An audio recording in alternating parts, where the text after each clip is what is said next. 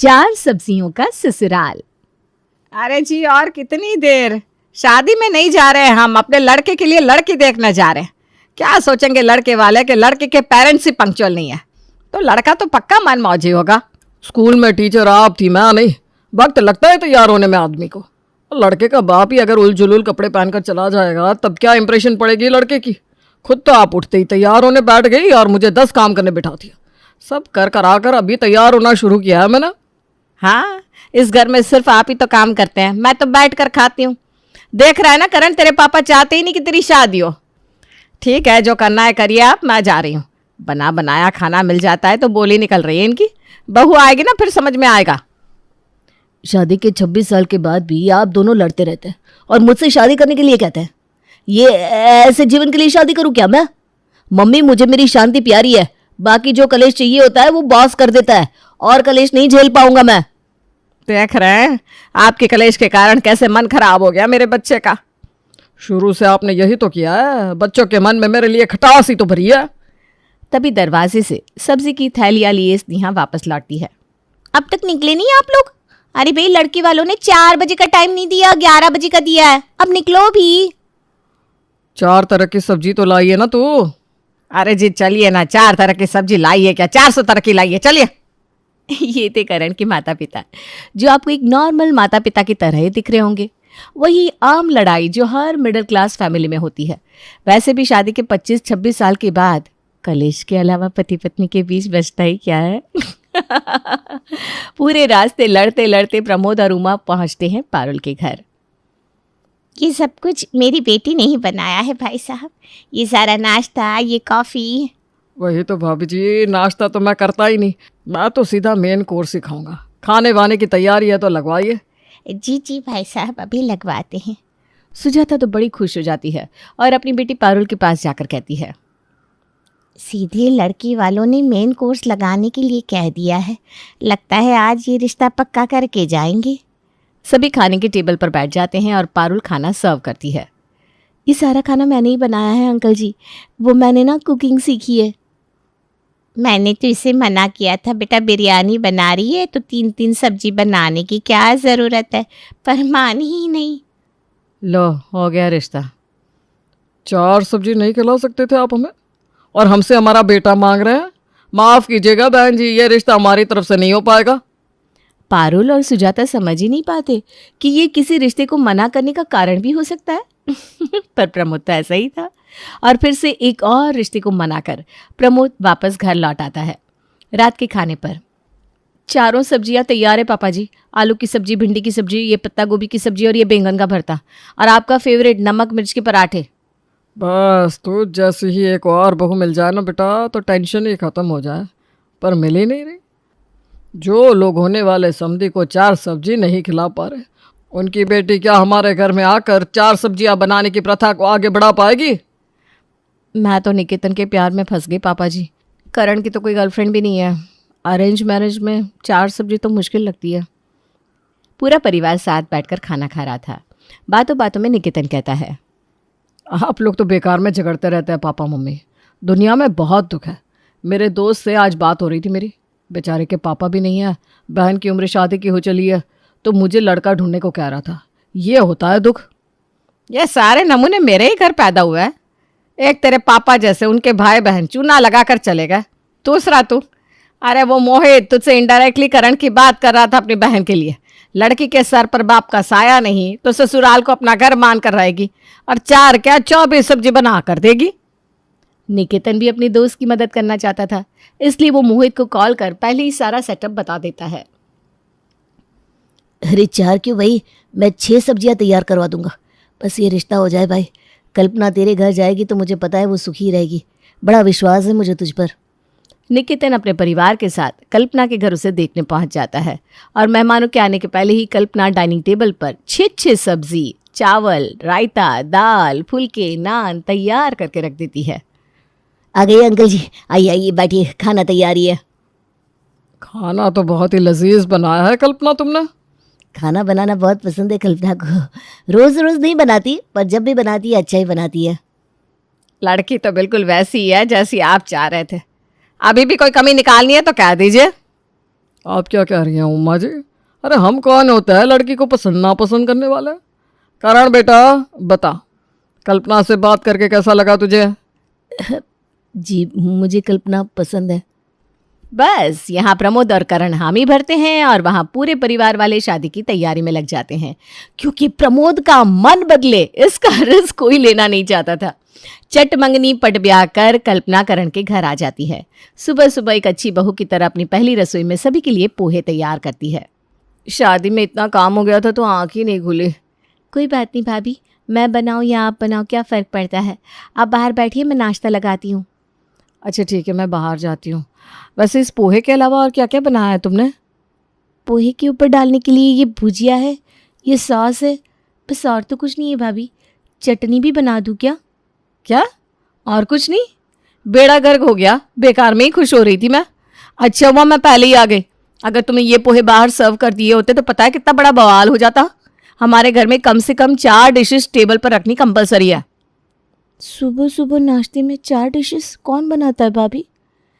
अभी आई हो ना तुम, धीरे धीरे सब पता चल जाएगा कि यहाँ क्या क्या बनता है। जूही और कल्पना इतनी हड़बड़ा जाती हैं कि उनके हाथों से बर्तन छूटने लगते हैं। हॉल में बैठी स्नेहा को भी अंदाज़ा लग जाता है कि भाई रसोई में कुछ तो गड़बड़ी हो रही है। वो अपनी भाभियों की मदद करने रसोई में चली जाती है। मैं आटा लगा देती हूँ भाभी।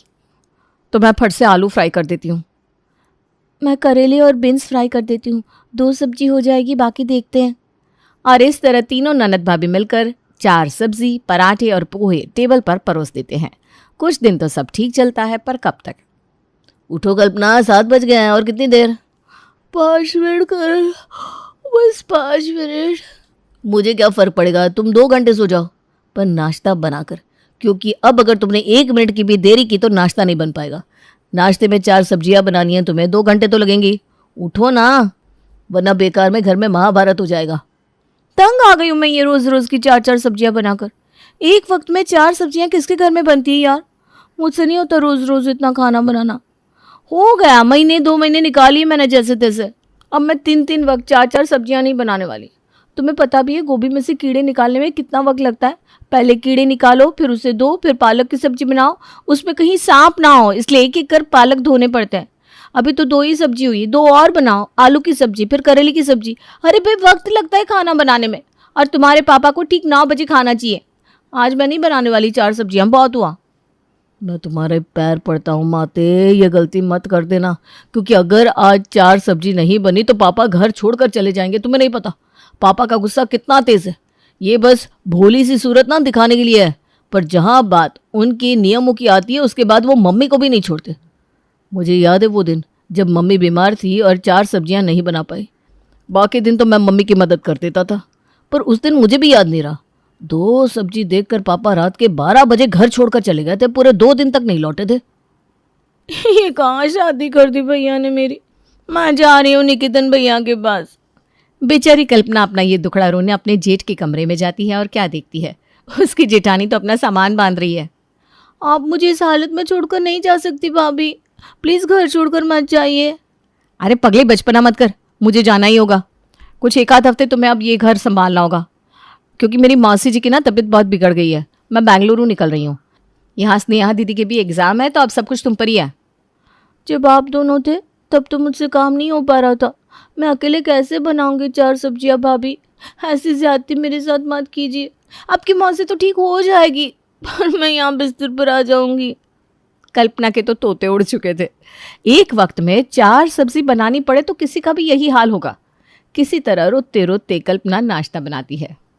मैं भाभी की तरह पागल नहीं हूँ जो बार बार अलग अलग सब्जी बनाऊंगी। एक वक्त में 4 सब्जी चाहिए ना, तो अभी से ही ज़्यादा सब्जी बना देती हूँ। आज तीनों वक्त सब यही सब्जी खाएंगे।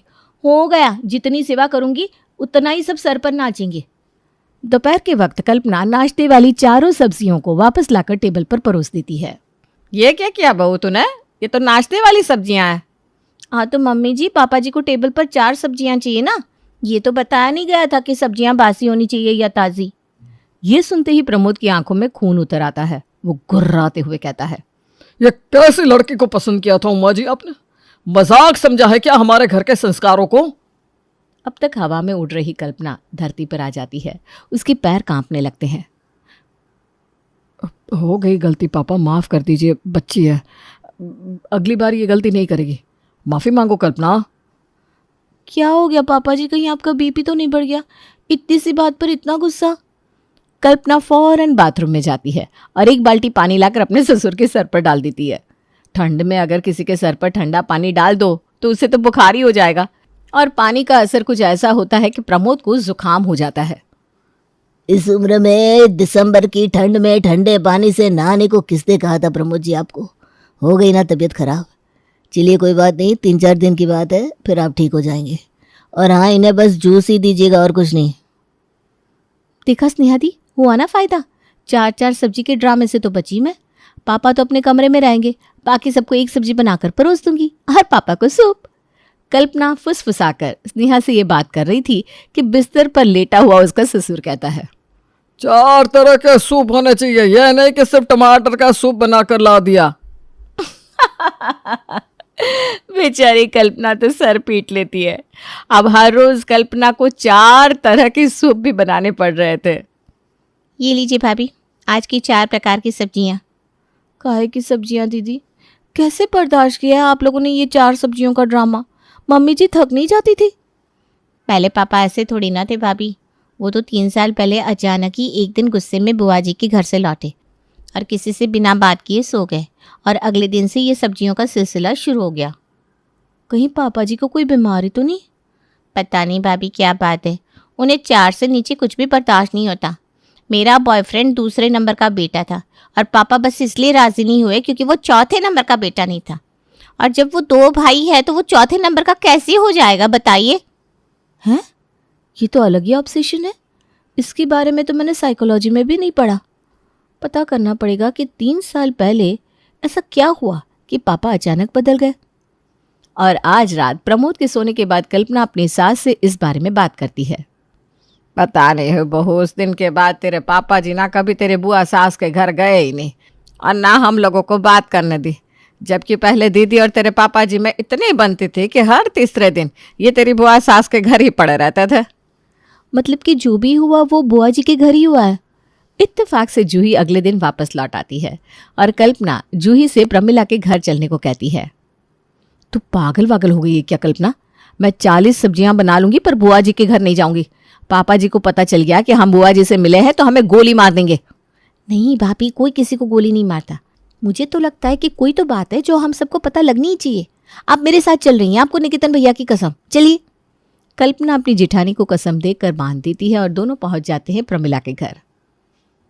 वो दिन आज भी याद है मुझे बहू। ये रोज रोज क्या तुम आलू पापड़ की सब्जी और ये गोभी की सब्जी बना देती हो दीदी? कुछ वैरायटी बनाओ, कुछ अच्छा बनाओ।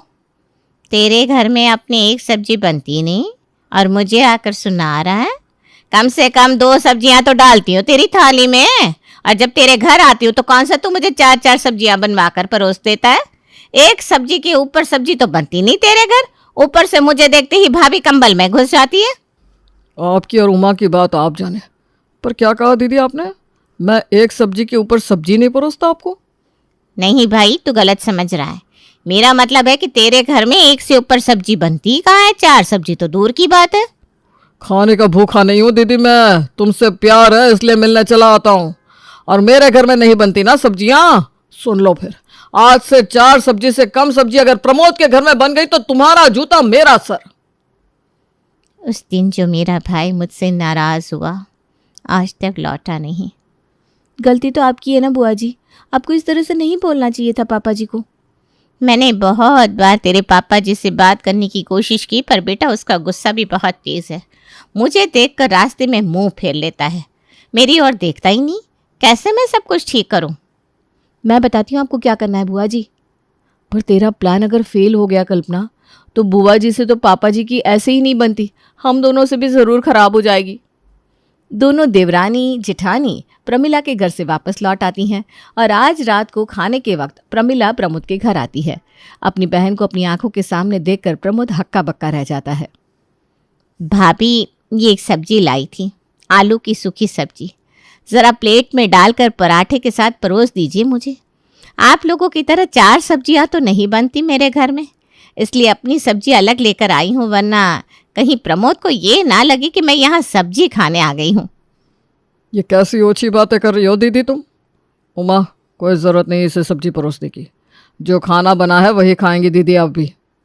मैं क्यों खाऊं तेरे घर का खाना? 3 साल हो गए, तूने खाया क्या मेरे घर का खाना? शर्म नहीं आई तुझे? बड़ी बहन ने 2 बातें क्या बोल दी? अरे सुन लेता, कर लेता लड़ाई। मुझसे बचपन में भी तो करता ही था ना। चुप होकर बैठ गया शैतान। ये कहती हुई प्रमिला अपने भाई के गले लग जाती है। मेरे मन को ठेस पहुंच गई थी दीदी, क्योंकि जीजा जी भी वहीं बैठे थे और आपकी सहेलियां भी। वो सहेलियां गई चूल्हे में। 2 महीने से ऊपर किसी के साथ दोस्ती टिकती है? दीदी नहीं, किसी और की बात कीजिए, किसी के साथ भी नहीं। अरे बोली ही इतनी खराब है, मेरा मतलब है। हाँ बिल्कुल सही कहा भाभी आपने। कल्पना का ये आइडिया काम कर जाता है और फाइनली प्रमोद के अंदर का गुस्सा खत्म हो जाता है। तो क्या मैं रोशन से शादी कर सकती हूँ पापा? तुझे लड़का पसंद है तो कर ले बेटा शादी। और हाँ, अब से तुम लोगों को 4-4 सब्जी बनाने की कोई ज़रूरत नहीं है। जितना बन पड़ता है उतना ही काम किया करो, बेकार में शरीर को क्यों थकाना। ये हुई ना बात। और फाइनली कल्पना के ससुराल का ये ड्रामा ओवर हो जाता है।